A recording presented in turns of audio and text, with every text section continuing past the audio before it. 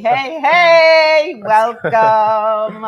Welcome back, or welcome to anybody who's joining us for the first time. I am Dr. Lynne. And I'm Justin. And we are your hosts for Working It Out Across Generations. We come every Wednesday, 1 p.m. Eastern, to talk about all things conflict, because conflict comes in all forms. It could be everyday conflict, it could be large world conflicts, and everything in between. So thank you for joining us today. Yes, we got a very interesting topic today. We're going to be talking about whether or not texting is hurting or helping communication. Now, as you've probably seen in our promo, which I had to reshoot, shout out to Mujahid for just being on our team and on our stuff right there with us. You know, I was really annoyed about that, but conflict that we easily alleviated very quickly, right? So thank you to Mujahid for that. But you have heard me say that as we're gaining more access to each other, right, in the age of technology, but even then we've been in the age of technology, it's really just getting deeper into the age of technology. Again, access to each other is becoming more and more prominent. It's becoming less and less, more and more in the sense of it takes less to be able to contact someone, however far they are, at any point in your day.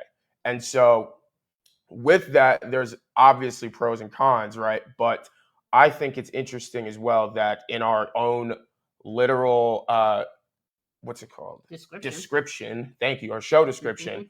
We collected a stat that says in 2023, a study was conducted that states that 1.5 million people globally send and receive text messages, which accounts for about 65% of the world's population. That's a lot of people.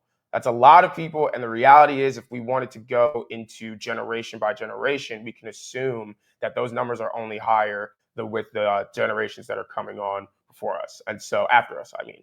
So I'm really interested to hear some of your thoughts as to what you think about texting. I'm kind of in the middle boat here for me, just in the sense of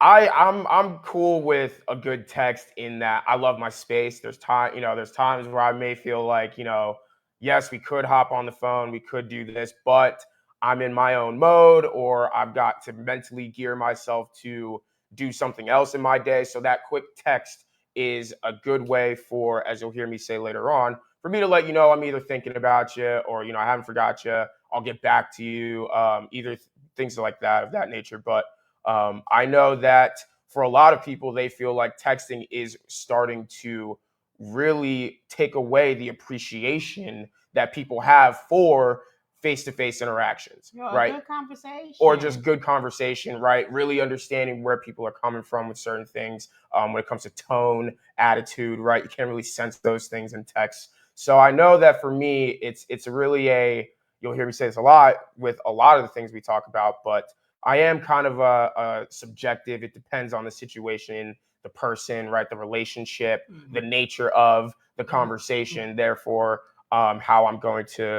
that indicates how I'm going to respond to it. But I do see pros and cons to texting. I just don't know if it needs to be at the rate in which we're doing it, because that's a very high rate, 65% for the entire population, right? And this was a study that was done in 2023. Right. So I always say that any number you see in media, you can assume higher, right?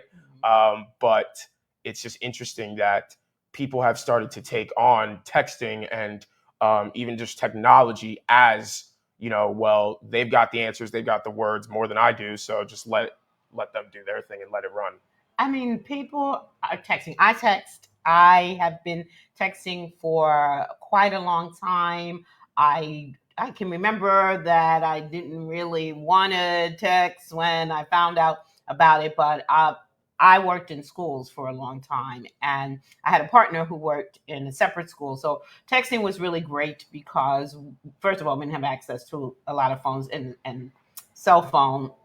You really cannot get any kind of signal in a lot of the schools. So the texting was easier. But I mean, come on. I don't care. Where are the people who are with me here? There's some pet peeves I got about texting. And it's not even just about hurting communication. Here's one pet peeve. Where did you go? Why do people text something to you and then walk away from the conversation? It's like, where did they go? I mean, I have to say, with young folk, because I work with a lot of young people, that was the first thing that I noticed, like, what happened? I thought we were talking, but apparently it's a part of how texting can go. Like, you aren't necessarily expected to answer right away. But for me, I'm saying, well, if I'm in a conversation, for me, texting is a conversation, then don't walk away when I just asked you a question or just responded to your question to me. So that's one thing. It's a pet peeve. It may or may not hurt communication, but I just wanted to get it out here since we're talking about texting. For me, I feel like it is, I think this one we have different opinions on. I'm not saying that there isn't any good to texting, but I feel like that it does hurt and it is continuing to hurt communication. And I'm really glad that we're talking about it. And I hope that you'll join in the conversation too. And we'll check and see if we have folks joining in the conversation with us while we're here, because it is something clearly the majority of us are doing. And that means that it is a way that people are communicating. And we, since we're talking about conflict and we look at the ways in which communication, right, actually creates conflict, and Right. then we have to talk about texting. I'm going to say, for me, right, let's talk about generationally. So come on now. I did not grow up with texting. I often think about how my mother would respond to all of this technology stuff, but certainly to texting. I can guarantee, certainly with me, she would probably not be texting. Pick up the phone. Why can't you pick up the phone and just have a conversation with someone? But certainly, we never grew up with texting. First of all, I grew up with the doggone kitchen phone. Where the kitchen phone people at out there? Yeah, I know. You know nothing No. about that. I grew up with the No. kitchen phone. So the only access you had to me as a young person growing up, as a teenager, as a child, was that phone rings. My mother or my father, mostly my mother, picks up the phone. Who are you? And you better have the proper greeting. Like, so right there starts, Jeez, right? Learning yeah. about communication. The proper greeting. Right. Hello, good evening, good afternoon, Mrs. Hurdle. How are you? Like, all of these things, you don't think about it, right? Growing up as much, but as communication has changed so much, right? I do think about that. This is so and so. Better say your name, intro yourself, and she better know who you are. So if she doesn't, then you better say where you're from. I go to school with Lynn. I'm a classmate. I work after school with whatever it is, and then may I speak to her? And do not be surprised if she would have asked, "And what do you want?" Or if she would have said, "Is late," or whatever, right? Whatever the deal is, right? Rotary dial phone. Yes, yes. Thank you, Melissa. Party line. No lie. Thank you so much. That's something. Yes, and you all know nothing about that except if y'all see it in the museum. No, I think the only exposure I have to like a kitchen phone is probably the Wonder Years, like with Fred Savage, okay. like any show like that, where it's like, Yes. family vibe, kids running around the house. Yeah, that type of vibe. But that is not at all what we were exposed to. Right. So to come from that, right to this, and I would guess that since it's not 100% of us texting, some of it may have to do with access, right, and economics. Sure. But I would also guess that there are folks in my generation, or even just maybe even a little bit older than me, who are not texting, right? Because the technology is a little challenging for them. I remember your grandfather, like his fingers were too big and whatever, and it just got to be too annoying. So for us, it's a huge change in the way in which people are communicating with one another. And so for me to go from that Right? Trust me, I didn't like that. My mother had to, screen all my calls, and some of them I didn't get either. And worse when they had to take a message, but because you weren't home, right? Oh God, yeah. I That don't was know really what I don't know what I would that, do. that was really None of my horrible. friends would have that kitchen line if that was ever. Yeah.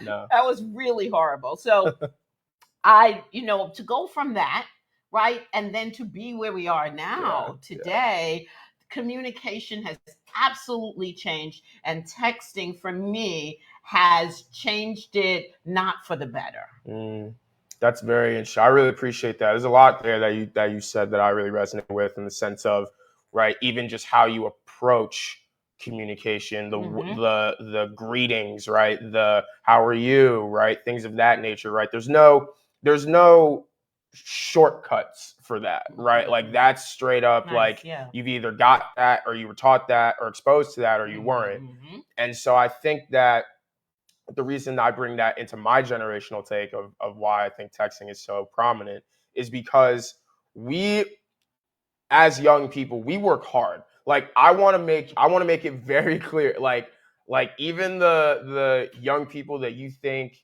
um the adults think are just, partiers, or maybe not even, just they're too many into the books, too much into the books, Mm-hmm. too much on the straight and narrow, whatever it is.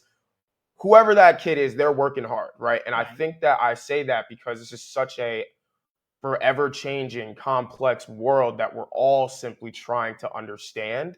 And we recognize too that, honestly, adults have left us quite a mess in some areas to clean up, Oh yeah. that we have to be attentive to, and actually put in those 10,000 hours in different departments to really bring about some change. Now, with that, the reason I bring shortcuts Mm-hmm. up is because I think texting is something that's celebrated, not, I won't even say celebrated, just evident, and so evident in my generation, because it's almost like one of the few areas in which we do have access to a shortcut, I guess, Okay. or a break from doing some of the extra little things that we know in the end, at work, at school, in our even in extracurriculars for our physical health, things of that nature. We know that those things are going to add up and amount to something. And especially the off days of those things are going to add up and amount to even more of what we're looking for. Right. And so I think in that, we talk about phone calls. Like, I appreciate phone calls. I would much Oh, rather, you're different. yeah, I'd much rather we talk on the phone than have a whole texting thing. Okay. I really appreciate, kind of, uh I'm a very visual person, so my face will kind of say how I'm feeling Yeah. before my words do, but I know that that's a lot of other people as well. And I think that those are very telling indicators of just where people are and how the conversation is moving. And then also, just, it keeps you reminded of the intention versus impact, Mm-hmm. philosophy of just because you're saying something that may sound right, you don't know how it's landing. And I think that that barrier with text is only, more evident because, it is a shortcut in a lot of ways, right? As I said earlier, if I just shoot you a text just saying, hey, thinking about you, right, like, Mm-hmm. that is, whether I'm thinking about you or not, like, that is going to make you feel that, whether, But why wouldn't you be thinking about that? What are you thinking about? I don't think about my, like, Oh, okay. why would But I? you, Like, I just, but you shoot the text just to no, yeah. I mean, so after all, hey, we're all guilty of that. Like, we're all guilty of that. Okay. Shooting that text out of just like, oh, it's been a while. Like, let me Right. just make Okay. sure. So Let you me just got to make say sure. something, That's where right? the Yeah. or not comes from. I know Right. people care about people, but Right. I think that's one of the things, Suze. Right? We start one conversation, and because we have the ability to, we can start five others, and you'll notice that that one day, that those couple hours turns into one day, turns into two, turns into a week, right? So that's really where I meant with the or not thinking about them actively, right? But the reality is, I think that it is a little bit of a break or a shortcut for us, um, in this big world that we're gonna be faced with, and revealing stuff more and more as time goes on, as we continue to coexist, right? I think the generations, my generation and millennials and on, I think we're very much about bringing some of these things to the surface, right? Like to, bringing things to the surface, revealing layers, right, to things. And I think we're, in some respects, not doing it in the best ways, right? I think sometimes that gets misconstrued or mixed up with like an expose, which we can see out there sometimes, but through text and expose.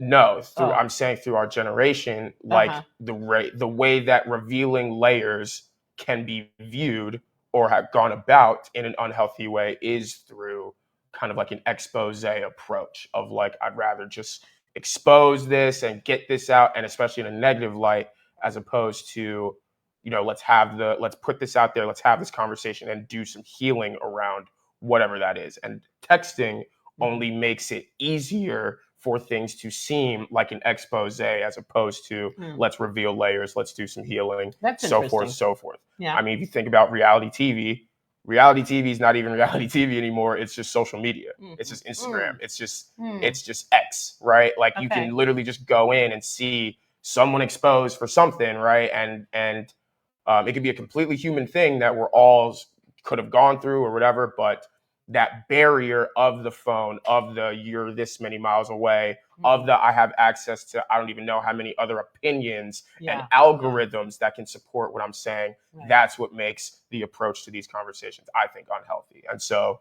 it's a very mixed bag.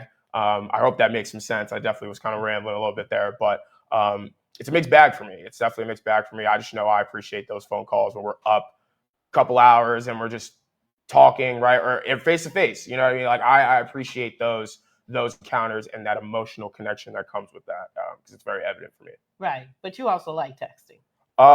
Yeah. Yeah. I mean, but and I'm guilty of going a week to like whatever, a month sometimes of my friends not hearing from me, and that's definitely something I'm working on too. But I can say from a pros and cons, this is a pro. Simply letting them know I'm here, I'm good, right. I'm all right, and I'm wishing the same for you. I can say that from a base rate, I can always get down with that. Yeah. Having certain conversations, I just don't think they're meant for texting. Yeah. So it's interesting because most young people, they're like, why are you calling me? Oh my God. I just get so annoyed with y'all. I gotta say it. Like, what do you mean why am I calling you? Like, it's like some violation that I picked up the phone. and hey, again, generational difference, right? Because that's what we did. That's what I like to do. I'm with you on that. I do like to be on the phone, but yeah, the phone could be annoying though too, because if people just want to lean on the conversation for a long period of time, it can be annoying. But that is again what I know. With the texting, I have to say that I'm not always sure what's going on when someone is texting me, and again, it's not. It could be annoying too, though, right? I mean, it's like, oh God, because there's too much access. I think what it is. Keep and can I just say one thing, young people? Could y'all just let me know? Let me know. How do you end the daggone text conversation? Because I feel like it just like goes on and on. Okay, that's good. Okay, bye. Okay, bye. Love you. Emoji. Like, is it over yet? Did we end it? Like, when you're on the phone, it's like when you say bye, it's bye, and you hang up. But I feel like people keep texting another ending to the conversation.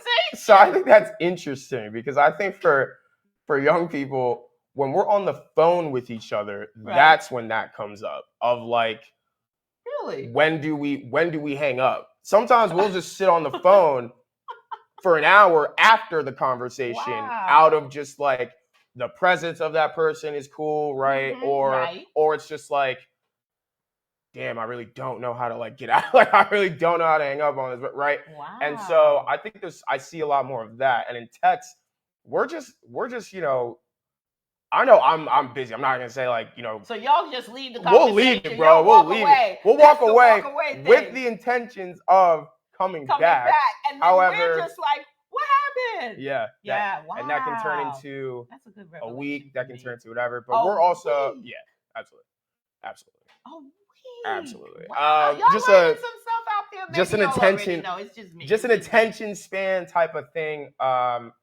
Oh yeah, it can go a week because we could even We could even slide out of a conversation, go to another one that's not even deep, respond, and then because our brains literally produce millions of thoughts every single day, it becomes the 2 hours, the 3 hours, the, oh my God, you know what, wait, I'll just respond the next day because it already looks like I wasn't right. So I'll just respond the next day and say I got wrapped up. So it becomes, with the barriers and with the access to a shortcut, with that door being exposed, and that's all people need to be able to take it. And we're people too, so we're not saying we don't take those shortcuts, but it is all that we need to know that we can do that, just the exposure to it. That's such an interesting thing, because as you're talking about that, what's going through my mind is just, I think why we learned how to end the conversation is because there was always somebody else waiting for the phone.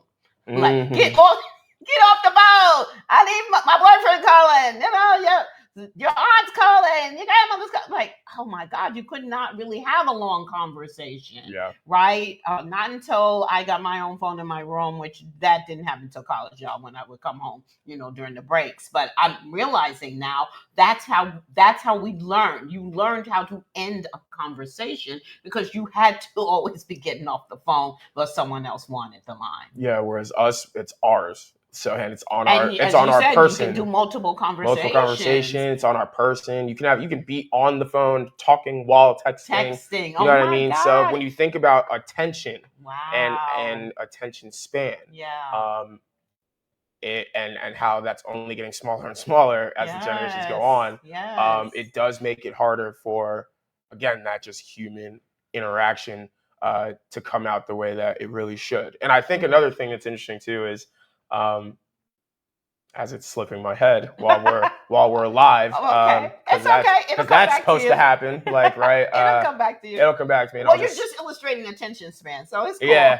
But anyway, I literally just illustrated attention span. Trust me, that happens to all of us. Oh right? My gosh, just millions of thoughts. Part of what we're trying to get to, though, is my part, because I feel like, as I said, it is hurting communication, and I want to talk about that a little bit. I'm going to talk about 3 ways I think that texting is hurting communication. The first thing is, you can't tell the emotional state. For me, emojis don't cut it. You can give me all the hearts, you can give me all the sad faces, you can give me the crying, all of that, right? But I don't know, particularly if there's something that you're saying to me that I could interpret a couple of different ways, at least 2 different ways. And there's a lot of things that people say that can be interpreted more than one way. Right? And that can be done when you're face to face, you can misinterpret. So just imagine that you're just reading it, right? I have no idea what your emotional state is. And I had gotten into a text, deep, kind of nasty text conversation, but the other person didn't know how nasty it was on my end. And because he just eventually said, I really can't tell your emotional state. So can we just hop on the phone tomorrow, which I'm always good to do. So I said, great. But if you cannot tell the emotional state of the person, you do not know what the status is of this conversation. You may not know the status of your relationship in that moment, friendship, significant other, whatever it is, supervisor, if they're texting you, or however, coworker, you may not know the status of that relationship just based on the text. And particularly if you're in an emotional state where you do walk away. I'm just realizing what you're saying. Suppose you're in an emotional state, you walk away and you don't come back for an hour or the next day. Like, I could assume that you're mad, but I could assume a whole host of things that may not be true. So for me, if I'm not standing in front of you, or at least if I'm on the phone, I can hear that there's something happening with you emotionally, then I think communication is definitely hurt significantly from that exchange. Yeah, I think just to add something to this, I can get down with this because especially, with young people, I love that you said emojis don't cut it, because certain emojis in certain contexts mean certain things. I know. So the way you may use this emoji in a certain context, right? Like the laughing emoji that has the 2 streams, right? Y'all know exactly what I'm talking about if I pulled it up right now, but it's got the 2 streams, right? The mouth open, right? that one is used for like a crying, laughing face, Okay. even though it's in the sad face category. Right. So the crying emoji Right. category. Right. So I'm just putting that out there in that, like, And I've seen people actually do the crying, laughing right. thing. So, right. yeah. So like, you know, just using emojis, like just you know, understand who you're talking to, how much they may know. And that'll influence, right, and that'll That's the influence other thing. possibly. How much do we all know? Yeah. You know, your brother laughed at me one time. He was like, I used all these emojis. Like, what are you saying? Like, I don't know. You didn't even know. Something good. I thought I would say something. I love you. Stick to your guns. When we start experimenting, that's when it gets crazy. Whatever. The second thing is people have less face-to-face time. We're making less and less face time for each other. Yeah. People are isolating more. They're relying on text to communicate absolutely everything, and there's nothing that takes the place of face-to-face, y'all. I'm very sorry. There is nothing that takes the place of it. First of all, there's a vibe in the room. There's no vibe when you're texting. You can really feel the energy from each other. You can see each other, right?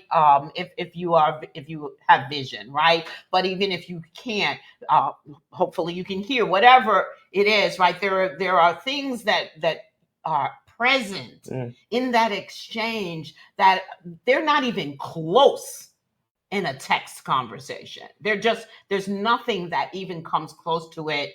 So the face-to-face time for me is what strengthens relationships, which strengthens our ability to say to one another whatever it is that we need to say that helps each other understand each other better.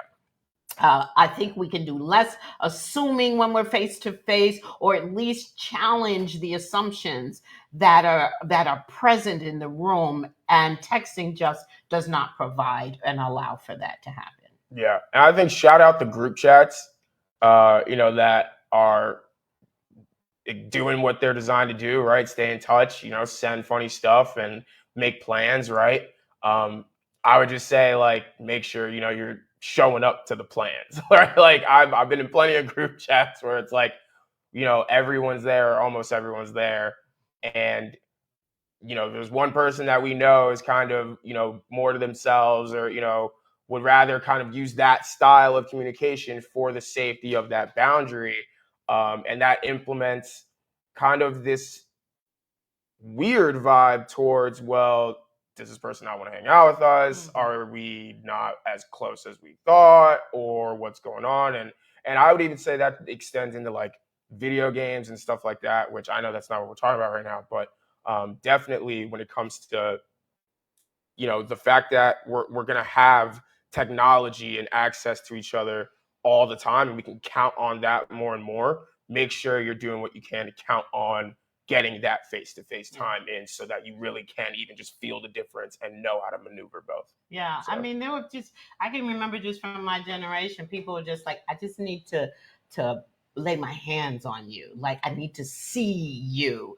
And when I say lay my hands on you, it's just like, okay, right. Like, yeah, I'm sorry. Y'all have a different. Hey, when we say lay hands, that's not. You, it's like, especially like if you were in trouble, if you were having a hard day, a hard time in life, it's like, no, I'm not even gonna get on the phone. I'm coming to your house, right? Because I gotta lay my hands on you, meaning I gotta make sure you're good. I gotta lay my eyes on you. That's really more the same. I gotta lay my eyes on you, so I make sure you're good. Yeah, it's a little unheard of in my generation. Yeah, I know. But I mean, y'all I would say I'd like to say I'd hope to be one of those kinds of people, and I know that I've encountered people in my generation who have been there for me. So if they've been there for me, I know they've been there for other people. So I'd say, of the young people who are that way, who can get down with that, sometimes it really is just put the phones down, bro. Let's all link up and hang out for a bit and talk, right?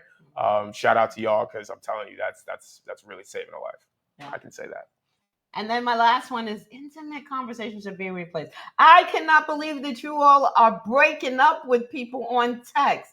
I cannot believe you are asking people to be in a one-on-one relationship with you on text.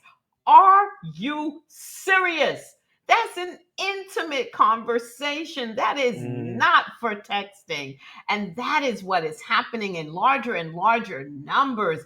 And it is just breaking down communication at even the most basic level, but certainly at the deepest level. That's an eye to eye. That's just a person to person. That's a face to face. That, oh my goodness, come on, y'all. That is just not a conversation that you are typing to someone. That's a conversation. I mean, okay, I could deal with the phone, but I cannot.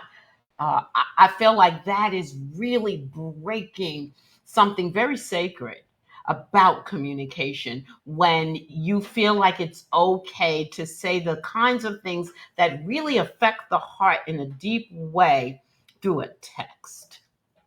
It's real. I don't have much for that. Okay. I'm a romantic, so I could get into that for hours, and I don't want to. So now we're going to talk about some ways that texting is strengthening or helping communication. Now, I just have to say again, mixed bag, right? But there are some pros out there. There are some things that I can say, okay, at this rate or on this level, I can see how that's an acceptable thing, right? So let's get into some of those things. So the reality is access to each other, right? When it comes to strengthening communication. Now, I put in parentheses, it is double-sided, but I think emergencies, things of that nature, are really important. When we talk about mental state, right? You can assume, well, I don't want to assume. A lot of times, things happen like middle of the night for people, right? Or at odd hours in which, so you could be working, but this person may not be, or this person is doing something else, right? So when we think about like emergencies and that level of access, I think that being able to shoot those texts off, right? Even have the opportunity to not get a response to gauge how serious that thing could be, right? I think that in certain situations, that could be a nice first initiative step. Even then, I would still say phone call. But if you can't in that moment get to a phone call, okay, yeah, shoot that text, hide it under the desk, something like that, and you can attend to it that way. I think that things of that nature, emergencies, family emergencies, definitely, if you can't step away from a certain thing, I think that texting can be okay. That's a good point, because you can't just like kind of hide under the desk and trying to whisper. No. The phone call. So that's a good point. Yeah, I think just things of that nature, okay, shoot that text. It's more convenient. We're all busy. So how is that strengthening communication? We're all busy. We've all got stuff going on, right? So I think from an energy preservation standpoint, it is more convenient. Right. I know for us, we work in conflict resolution in a forever conflicting world, in a world that profits off of conflict. Right. We have to protect our energy. There's times, bro, where I love that you're calling me. I don't have the energy to literally prop my phone up and have that conversation, whatever it is. Even just listening. I know for me, I'm attentive to how much listening I can give to someone in a certain moment, or I try to be. So if I know that even on an energy level that that's not something that I can do for you, or I can engage more but not really hear you, I just know that text of even just, hey bro, now is not a good time, right? Let me hit you when I get my own energy levels right, or let me hit you when I get my mood right, things of that nature. When I get some food in me, whatever it is. I do see it as convenient from an energy preservation standpoint. Right. Other than that, but it does strengthen the communication, because at least you are communicating. I mean, I'm still not voting for it, but at least you are communicating, as opposed to letting that phone ring and never picking it up. Absolutely. So next, multiple conversations can be had at once.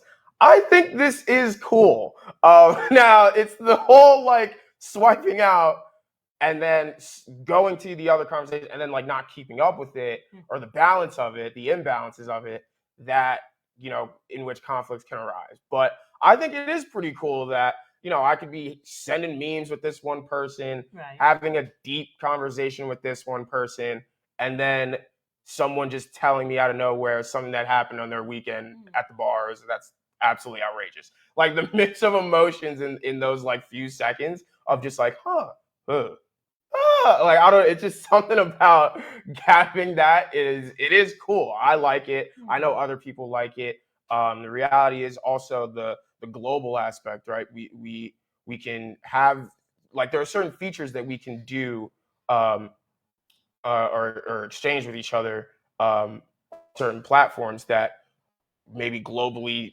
certain apps won't let you do that certain thing, right? Or send that certain message with Right. a certain Like effect on it, WhatsApp like and WhatsApp yeah. and things of that nature, right? So being able to keep it global, like you're literally keeping your conversation That's true. global too. I think that's really, really valuable.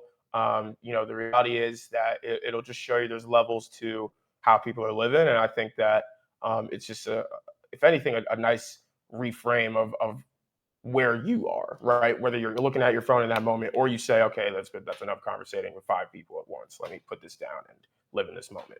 Well, it's interesting this one, and thank you for this as to whether or not, from my point of view, this strengthens conversation. Listening to you, I get it because I get it from your point of view that you can engage with all different people, and certainly I have texted more than one person at the same time because y'all don't come back. But anyway, I'm a harp on that point because that clearly it annoys me. Yeah, that's really a thing for you. Me. Yeah. But so I have time to go text somebody else while you are ignoring me or whatever it is that you're doing. And that's another reason why I think it doesn't strengthen it, because I know people like me are thinking you're ignoring me when actually what you're saying is, you this is how it goes, and you went on to something else, and you all understand that. So for you, it doesn't hurt communication because you understand the rules of texting. I think more than folks in my generation and even right below me.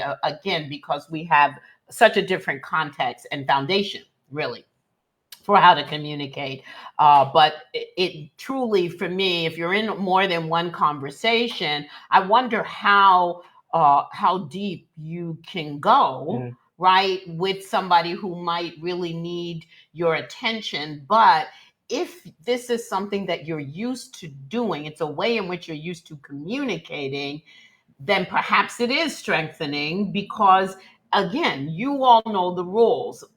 Just as people who were on the phone in my generation knew the rules, right? It strengthened communication that you knew you better ask my mom how she's doing, or you better be polite, or you better these the rules, and that strengthens communication. So if there are rules to having multiple conversations in a way that you are communicating well, then I could see how this one holds up. And we have that too as young people. The immediate assumption of this person doesn't like me, this person doesn't want to talk to me, and that's just a natural, I think, human reaction, initial reaction at least, to like if it's been 2 days and you ask the deep question, it's like, okay, well, like I guess I'll just go whatever. Like, and so things of that nature, yeah, I think we can agree that that's something that we all are just gonna have to work with and work through, as texting is not going anywhere.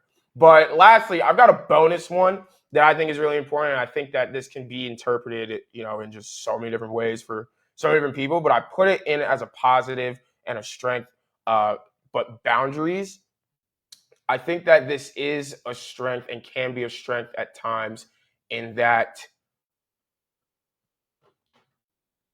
for some people, hearing the voice of a person or certain words from that like hearing it, or that face to face, being face to face, like looking at someone while this conversation, like sometimes that is more straining for that person than even the message that's being relayed.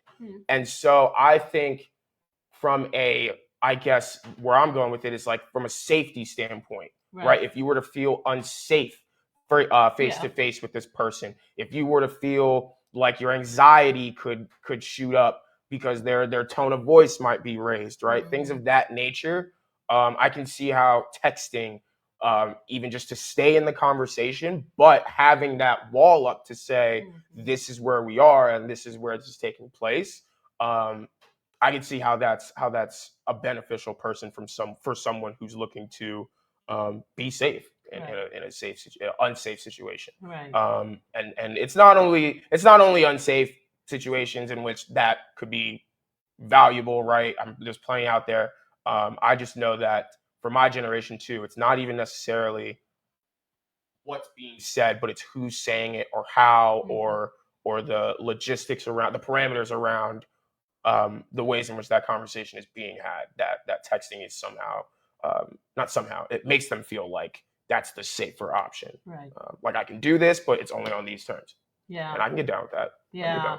So are more young people, millennials, all of y'all underneath, having conversations like in their intimate relationships through text?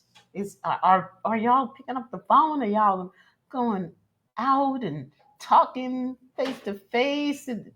I know you can't speak for everybody, but right. Well, I'm concerned. So I think when you say intimate, that define intimate, like what's an intimate conversation girlfriend, boyfriend, undefined, but you're in a relationship that you are intimate together, right?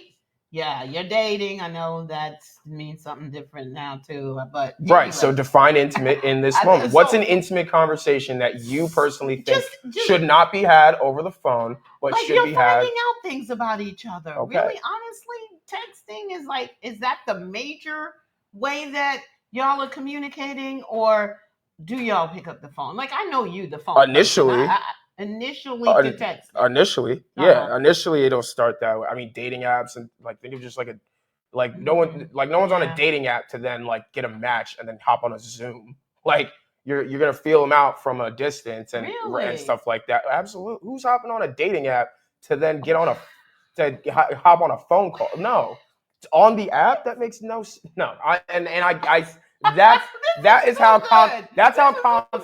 That's how conflict could have arose. Me saying that makes no sense. No, it makes a lot of sense when this is really the jump that we've got to. But no, I think initially people are feeling each other out in that way.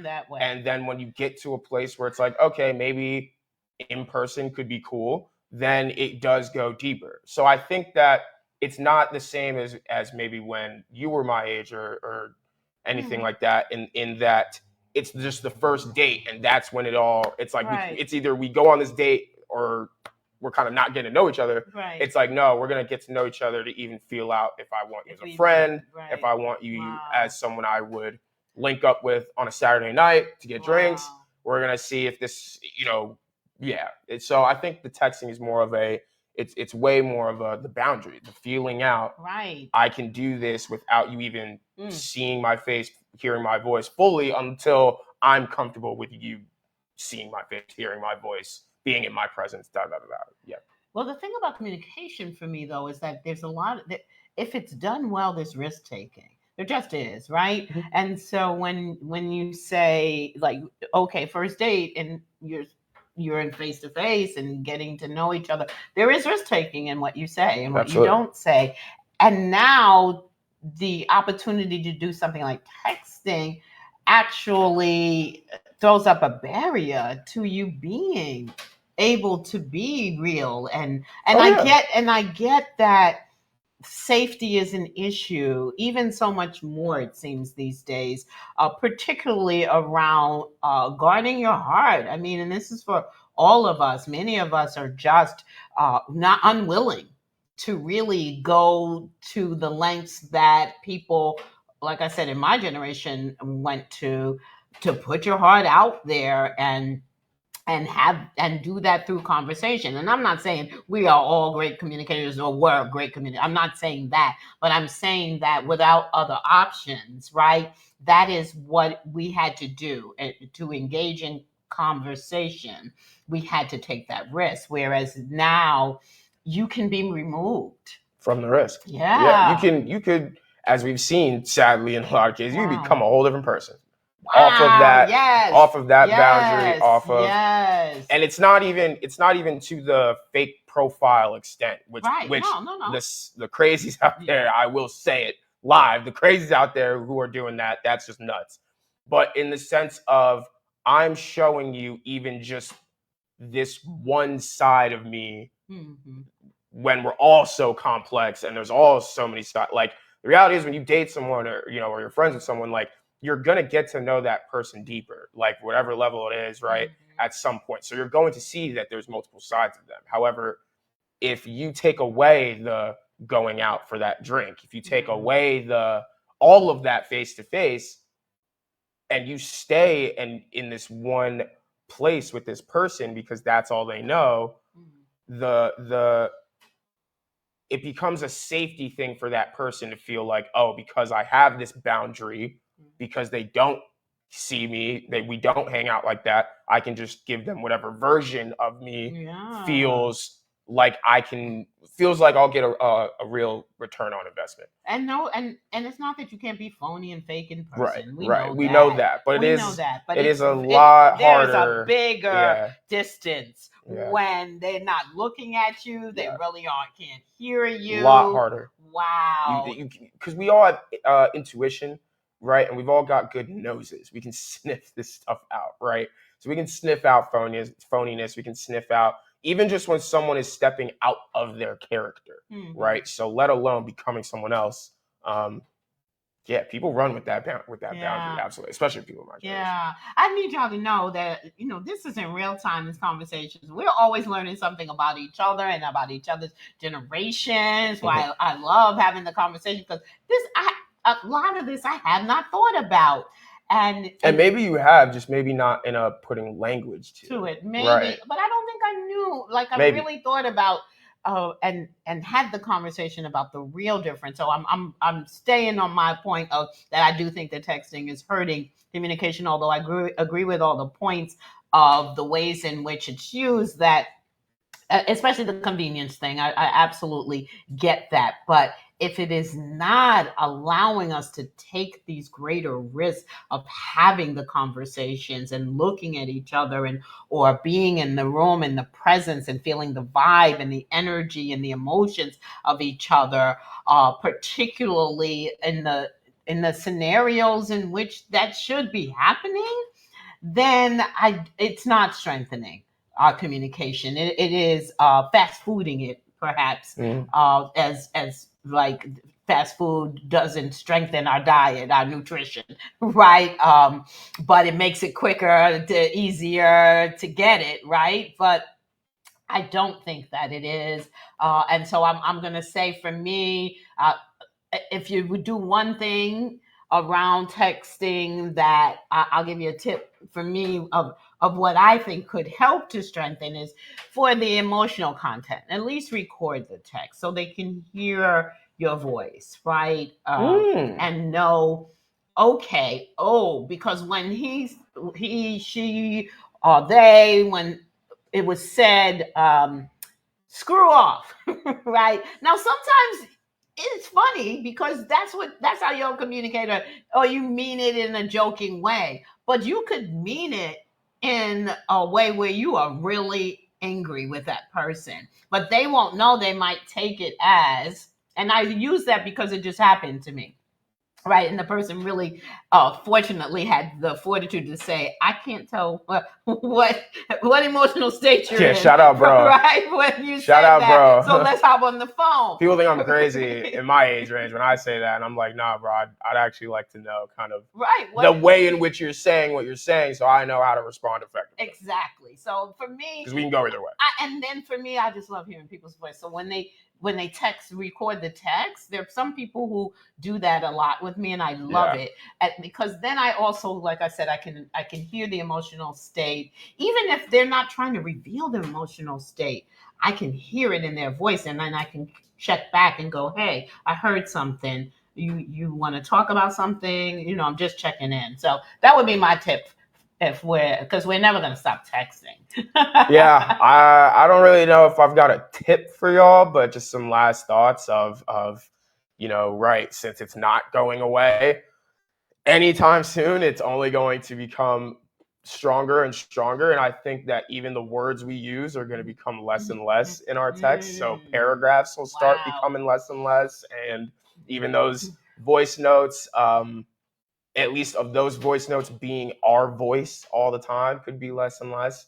So I think that if you are going to be going the texting route, if that's something that is your style, just preserve your energy while doing it. Right. I think that we can get wrapped up in anything for too much, and I think too much of anything can be unhealthy, even the healthiest of things that are out there. So I think that it really is, as I said, for me, it's a mixed bag, but find that balance. Make sure that you're not just saying we'll go out this day because you want to just get that person off your back, right? Like, try to go out. Like, if you got the time, like, say it, because you might actually have the time and you might actually want to go out, and you might want to be with that person, right? So just things of that nature. Definitely preserve your energy, but we're human first. The tech and all that. It's tech. It's algorithms. It's constructed. It's measurable. Every aspect of it is, but you can't measure every aspect of a heart, of a soul, of a mind. So just find that balance. Use it wisely, carefully, and communicate more effectively. Yeah. All right. So thanks for joining us, tuning in. We want you to tune in live and to comment and to watch us on television, your actual television sets, e360tv.com, Roku, Amazon Fire TV, Apple TV. That's where you can see us. Check us out on our Facebook page, Working It Out TV show. You can catch the show live there. You can catch us on YouTube. Follow, like, subscribe, tune in. We're grateful that you've joined us. We hope you enjoyed this conversation. I'm going to tell you, I did. I learned something. I definitely did too. Thanks for being there with us.